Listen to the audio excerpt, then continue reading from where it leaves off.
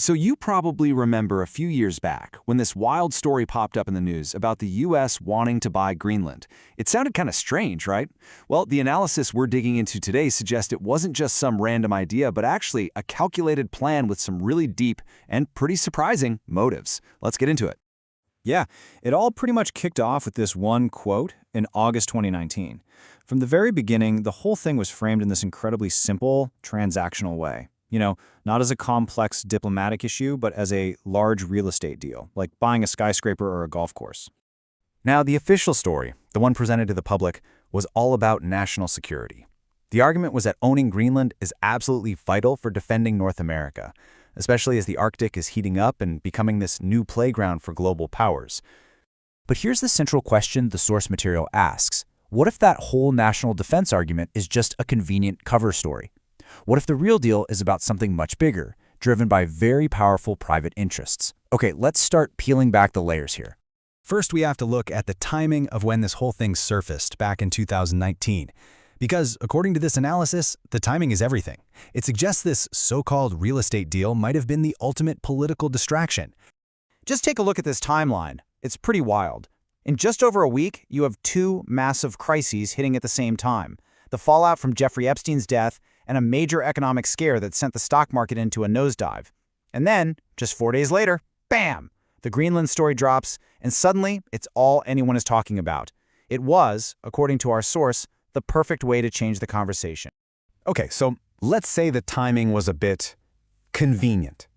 What about the official reason itself, the whole national security angle? Well, the analysis we're looking at basically deconstructs this argument and calls it a security mirage. At the very heart of the official argument is this idea for a missile defense system called the Golden Dome. And the claim is pretty straightforward. The US has to have full sovereign control over Greenland to build this thing. Otherwise, the country is left vulnerable. Sounds serious, right? But here's the catch. The claim that America needs to own Greenland for its defense, well, it doesn't really hold up to scrutiny. Why?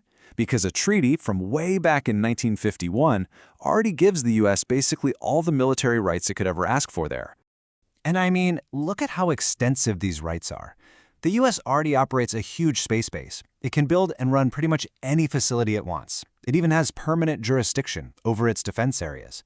So the idea that they suddenly need to buy the entire island for military reasons, it just doesn't add up. The security argument kind of falls apart.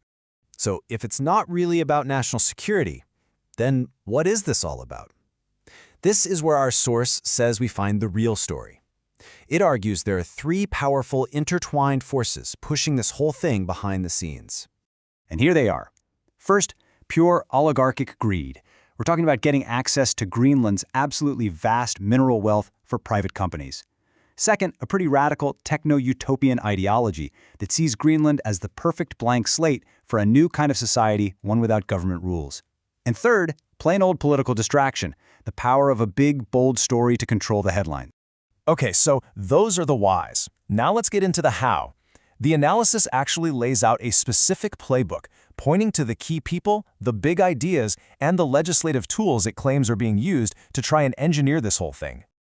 So where did this idea even come from? You'd think maybe the Pentagon or the State Department, right? Well, according to the source, nope. It was first pitched in 2018 by Ronald Lauder, the cosmetics heir, and apparently he approached it less like a diplomat and more like a dealmaker who just spotted a seriously undervalued asset. And this connects right back to that second driver, that wild ideology. The concept is called a network state. The basic idea is that online groups can crowdfund their own physical territory and then just opt out, exit from things like taxes, labor laws, environmental protections. For proponents of this idea, a massive, underdeveloped place like Greenland is the ultimate prize.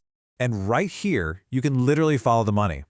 This table connects specific companies, the billionaires backing them. We're talking huge names like Bezos and Gates, and the incredible resources they're after.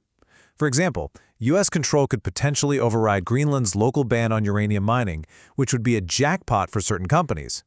The financial incentives are just staggering. So how would you finance a project like this? The analysis points to one specific tool, a $5 billion fund. It was supposedly created as part of a bill with a very memorable name, the One Big Beautiful Bill Act. Seriously.